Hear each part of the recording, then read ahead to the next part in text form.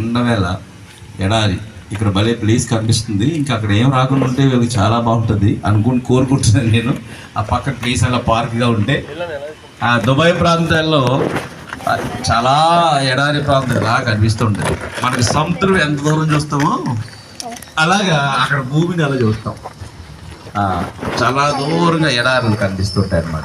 ప్రయాణం చేసిన మేడెక్కిన పై అంతస్తుకి వెళ్ళినా చాలా దూరం కనిపిస్తుంటాయి విశాలంగా.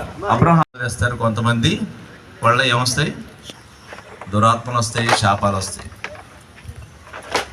కాబట్టి ఆశీర్వదింపబడే మనుషులు మనకు ఉండాలి, ఆశీర్వదింపబడే బంధుత్వాలు, ఆశీర్వదింపబడే సంబంధాలు. ఒక సిస్టర్ గారు ఉండి ఒక పెద్దవాడు ఉన్నారు, మీకు పరిచయం చేస్తాను రండి అంటే నేను రాను ఏమంటే నేను ప్రార్థన చేసుకొని దేవుడు కలుసుకోమంటే పరిచయం పెట్టుకోమంటే వచ్చే వారం కలుద్దాం, అంత సింపుల్గా. అంటే స్నేహం చేయడానికి కూడా ప్రార్థన చేస్తున్నారు. ఆ మెట్లో ఉన్నారు విశ్వాసులు. మనం ఏ మెట్లో ఉన్నో ఆలోచన చేయండి. కాబట్టి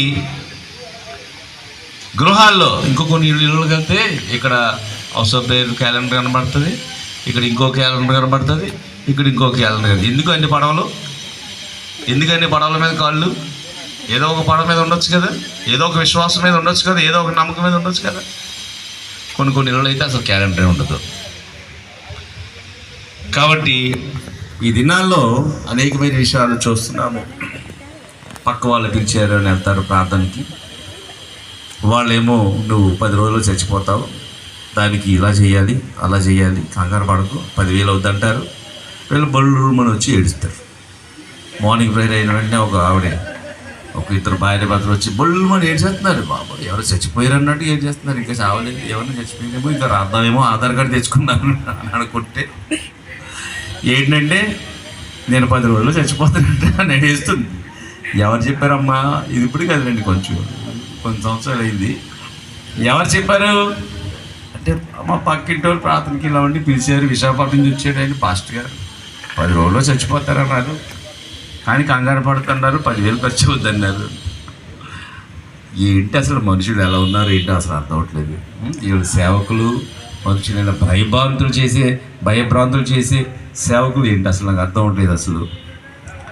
అటువంటి వారి దగ్గరికి వెళ్తారు, లేనిపోయిన అంటించుకుంటారు, భయపడతారు, వాళ్ళు క్యాలెండర్లు పెట్టుకుంటారు, ఇలా చేస్తారు. కాబట్టి ఒక విశ్వాసము, ఒక మందిరము, అంతే, ఒక సంఘం కట్టుబడి ఉండాలి.